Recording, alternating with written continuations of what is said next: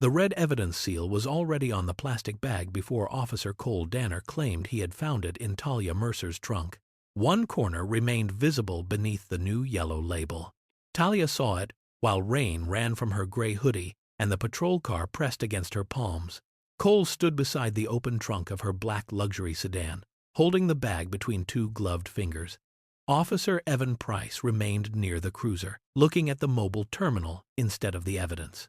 Cole did not know the woman in handcuffs was scheduled to take command of Cedarvale Precinct 6 the next morning. 3 minutes earlier, there had been no bag. Talia had entered Cedarvale on County Route 27 shortly after midnight. She had driven at the posted speed and stayed inside her lane. The cruiser had been parked beyond a closed garden center with its lights off. The emergency lights came on after she passed. Talia checked her speedometer and the lane markings. She pulled over beneath a street lamp, turned on the interior light, and kept both hands on the steering wheel. Cole requested her license, registration, and insurance without stating the reason for the stop. Talia told him where each document was located before moving. Her license was valid, the registration matched the vehicle, the insurance policy was current. Cole still held the documents. He asked whether the car belonged to her personally, whether it was financed through a business, and whether she carried the financing agreement. None of those questions concerned a traffic violation. Cole finally said the car had touched the center line. Evan shifted behind him but did not speak. Talia asked where it had happened. Cole changed the reason. He said there was an odor of marijuana inside the vehicle. Talia had reviewed stops that began this way. A second justification appeared after the first could not be supported. It only needed to enter the report before her objection did. There is no marijuana in this car. I do not consent to a search. Record that clearly. Cole ordered her out. Talia complied. He positioned her near the rear quarter panel while Evan opened a field report on the cruiser terminal. From where she stood, Talia could see the first lines. No observed speeding violation. No confirmed lane departure. Cole looked toward the screen. Evan stopped typing. Cole searched the front seats, console, glove compartment, and rear storage area. He found nothing. He moved to the trunk. His body blocked Talia's view. His right hand disappeared beneath his rain jacket toward a narrow pouch fixed inside the fabric. It was not part of his standard duty belt. When his hand returned, it remained below the trunk line. Then he straightened and raised the plastic bag. The white powder was packed beneath 2 layers of labeling. The fresh yellow field label covered most of an older red evidence seal. Cole stated that the substance had been recovered beside the spare tire compartment. Talia looked at Evan. Cole's shoulders had blocked his view of the alleged recovery. That bag was not in my vehicle. Cole entered the statement as a denial. He placed her in handcuffs and directed Evan to finish the roadside report. During the drive to Precinct 6, Talia listened as Cole dictated the arrest narrative. He described a lane violation, a drug odor, compliance with the search, and a recovery witnessed by 2 officers. Evan said nothing. At the booking desk, Sergeant Nolan Briggs accepted the bag without examining the older seal. He entered it as a roadside recovery witnessed by 2 officers and opened the digital certification page. Cole signed first. Nolan rotated the monitor toward Evan. Evan read the narrative. His hand remained beside the keyboard. Nolan said the report needed to be completed before morning review. Evan did not sign. Talia was transferred to a holding room while the felony booking remained active under Cole's certification alone. Before the door closed, she looked back toward the booking screen. One field was still gray. Secondary officer certification pending. On the counter beside it, the corner of the old red seal remained visible. Talia Mercer did not sleep. The holding room contained a steel bench, a fixed table, and a camera mounted above the door. Its indicator light remained on. That mattered more than comfort. She reconstructed the stop in order. Cole Danner had requested proof of ownership after the registration matched her license. He had changed the reason for the stop when she asked where the lane violation occurred. He had declared an odor only after the documents gave him nothing. Evan Price had begun typing before the search. Cole had stopped him. The old red seal had appeared beneath the new label. Evan Price. Most important, Evan had not signed. The arrest could continue under Cole's certification. The report could not become complete without explaining the empty field. Outside the holding area, The night shift prepared for morning review. Cole stood beside Evan at the mobile terminal. Sergeant Nolan Briggs remained at the booking desk, correcting minor entries in the arrest narrative. Cole wanted the secondary certification completed before the day shift arrived. Evan reopened the report.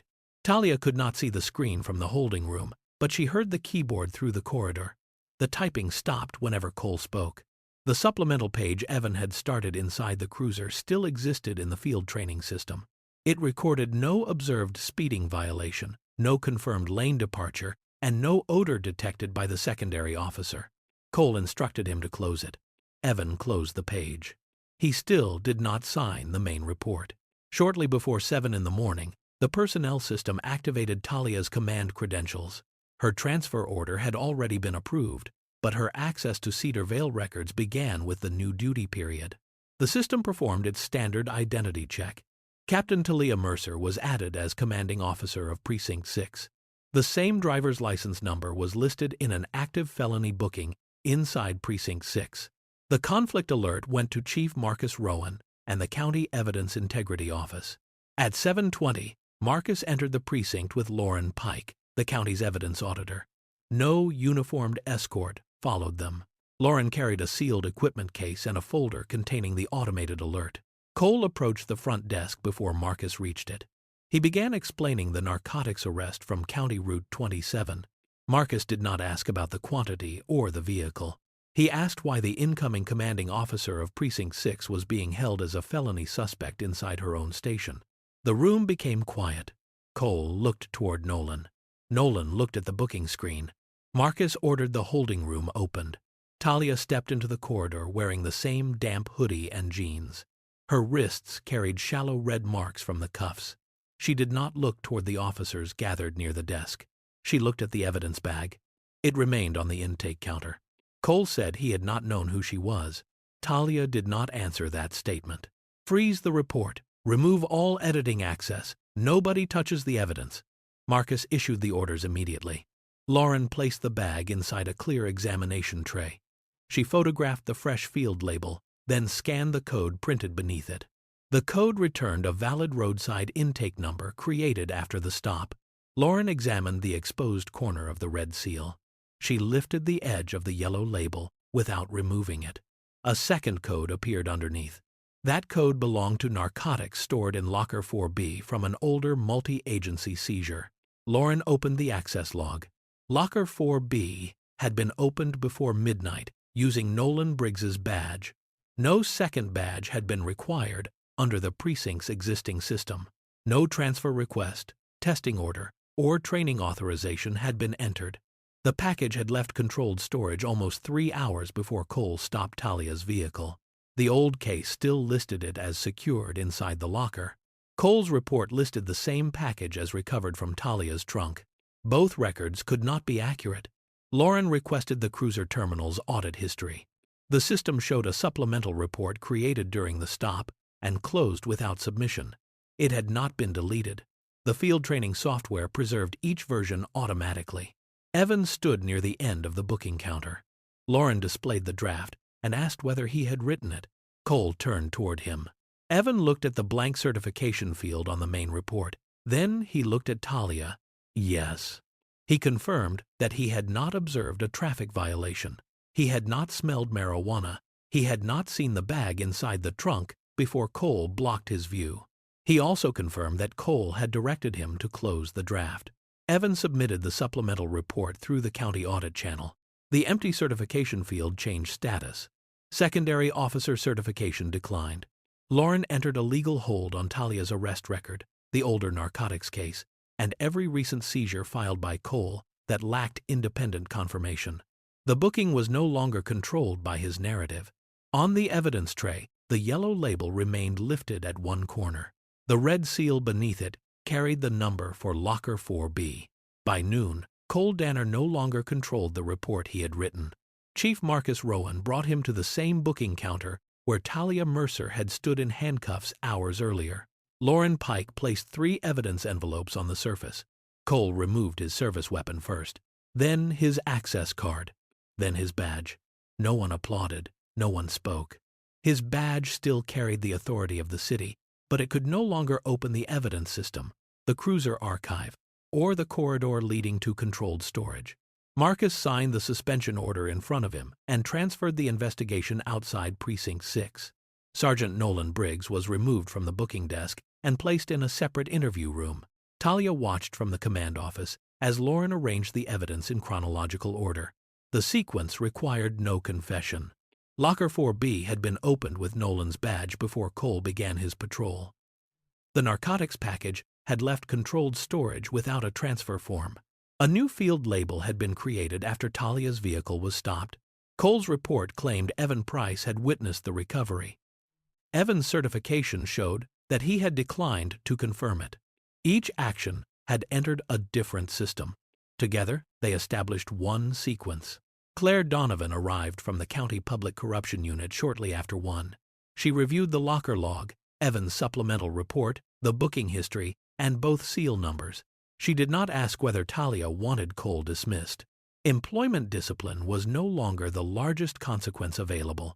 Claire opened formal cases against Cole and Nolan for evidence tampering, false reporting, unlawful detention, and civil rights violations committed under official authority. The narcotics package had originated in a multi-agency prosecution, which meant its removal had also contaminated an active criminal case. Cole attempted to describe the stop as a judgment error. A judgment error could not explain why the package had left the locker before Talia's vehicle entered Cedar Vale. It could not explain the second label. It could not explain why Evan's name appeared in the narrative without Evan's signature. Cole was escorted from the precinct through the employee entrance. His weapon, badge, and access card remained behind in sealed envelopes. Before Talia left the command office, Marcus handed her a written correction order. Her felony booking had been voided. The arrest narrative was marked as fabricated evidence under active criminal investigation. Her booking photograph was sealed from public access. Her vehicle, phone, keys, and personal property were released with a complete receipt. The correction did not erase the hours she had spent in custody. It prevented those hours from becoming the version of her that employers, courts, or databases would read later. Talia signed only to confirm that her property had been returned. She did not sign the original arrest record. That afternoon, Lauren expanded the audit to Cole's previous narcotics cases. The review did not assume every arrest was corrupt. It applied the same questions to each file. Who opened the evidence locker? When was the field seal created?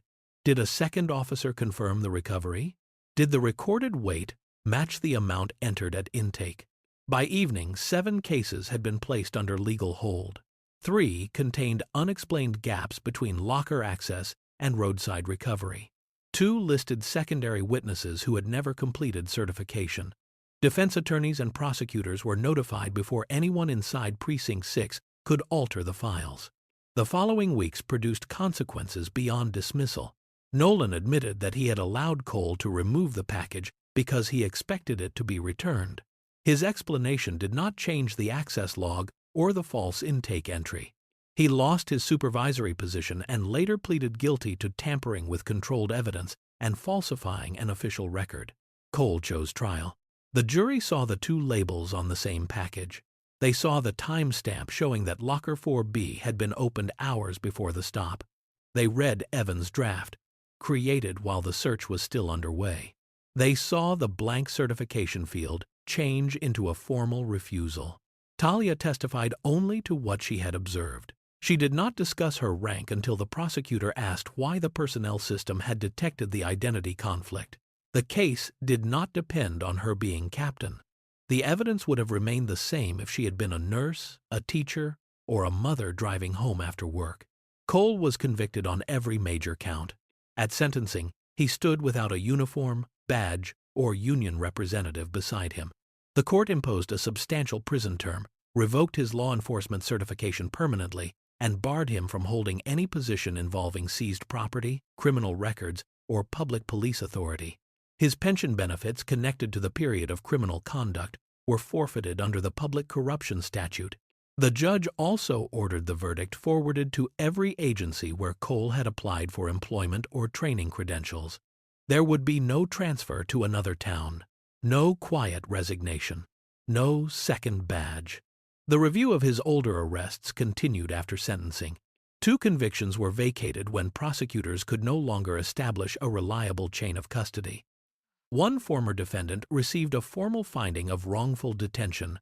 Civil settlements were paid from county funds, followed by a public report identifying the exact failures that had allowed the records to pass review. Talia did not describe the settlements as closure. Money could not return the months people had lost inside contaminated cases. Her first permanent orders as commanding officer addressed the point where the failure had begun. Locker 4B received a second badge reader. No controlled package could leave storage without 2 independent credentials. The evidence system rejected any field seal already attached to another case. A missing secondary certification automatically transferred the report to county review. Supervisors could no longer complete that field for a subordinate. Evan remained at Precinct 6.